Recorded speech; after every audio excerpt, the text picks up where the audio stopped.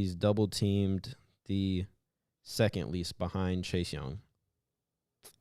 So, and then I have something here as well. This is playerprofiler.com. So, I mean, you take that for whatever it is. The website looks official, but if you have a problem, you can do your own research. But I'm just going to see what I have here.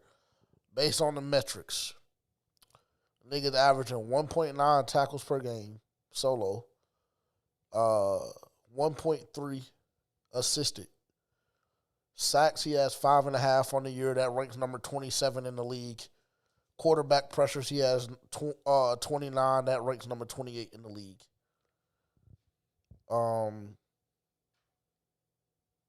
Yeah, so I mean, every metric that I see here, with the exception of solo tackles, he ranks 39th. Assisted tackles, he ranks 21. Sacks, he ranks 27. Quarterback pressures, he ranks 28. TFLs, he ranks 7th. Run stuffs, he ranks 12th. And then, yeah. And I also just want to clarify, because on this list, he is ranked 3rd, according to win rate percentage, but he also has the least amount of snaps played by anybody on this list by a pretty good margin. So I feel like that number is a little bit skewed as well. So he gets saying what the fuck. I was about to say he gets double teamed the least, second least, and he has the 3rd highest win rate, but he has the least amount of plays. He's not playing very many snaps. Yeah, that's not good. But he be tweaking out, bro. Randomly. Yeah. But long story short, I mean, he's performing this season like a mid-tier guy. Yeah. He's performing like a Jag. Pretty much. He's performing like just a guy. Unfortunately, you can't spend that much money on just a guy, so. It's nasty work, brother. It's nasty work. I have something else for us. This is why I told y'all, bro. This is why I told y'all I needed time today, because it's a lot to get through. Listen to this clip. I'm not going to sugarcoat anything. It's tough. Plans have changed. And like you said, when I signed here, envisioned this to be a lot different. But that's just part of life. Sometimes, most of the time, the way that you want things to go usually doesn't happen. So you just kind of keep working, keep controlling you can control. And then obviously you assess things when you can and you have time to, and then you make the best decision for the team, for yourself, and you move forward. Long story short, that was Adam Thielen. Let me see if we have context to add. Yeah, it's One tough. second.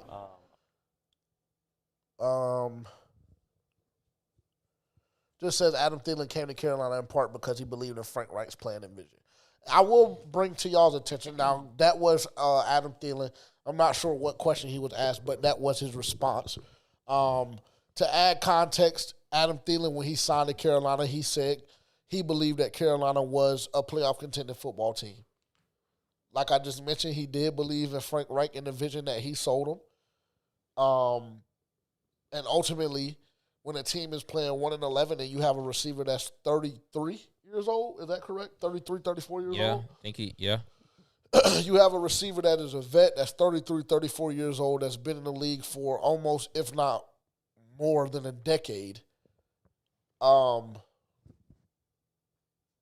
can pretty much, all of that being said, just to cut straight to the chase, Adam Thielen won't be on this roster next year. Yeah, he's good as gone. I don't doubt it.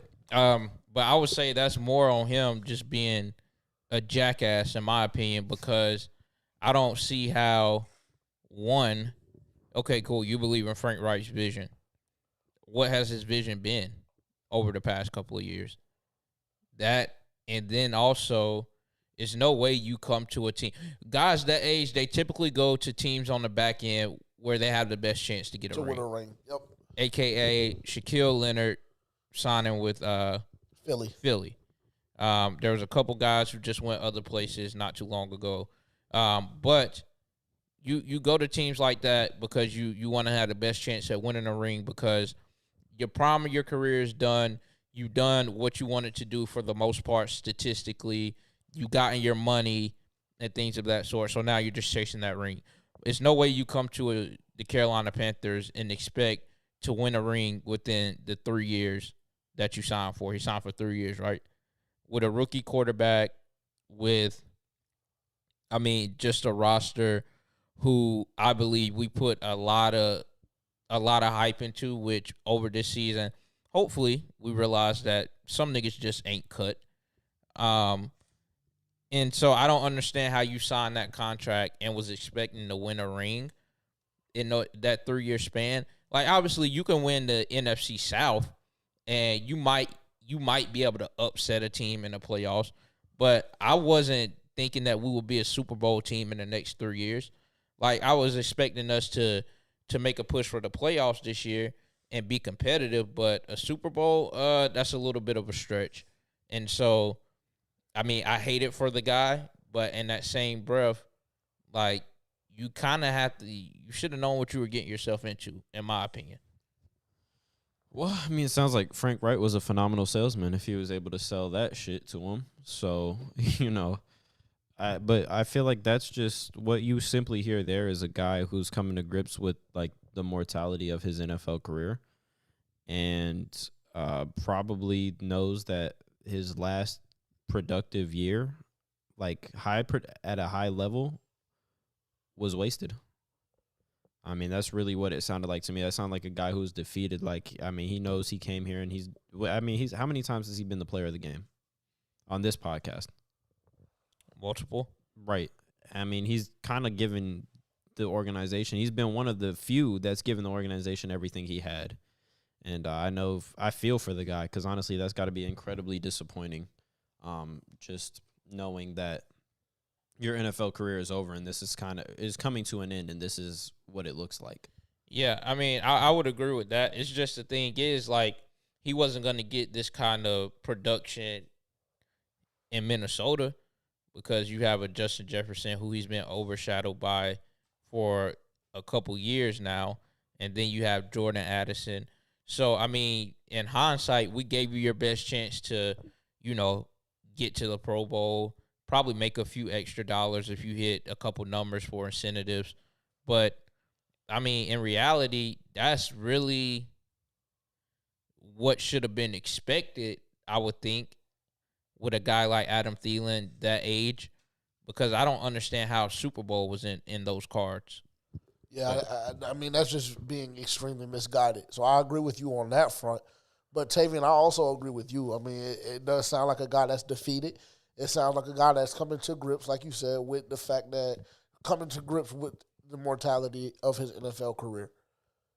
That being said, if you look at the last 4 seasons of his career, this is the second the second highest yardage he's had in those 4 years, 5 years, whatever it may be.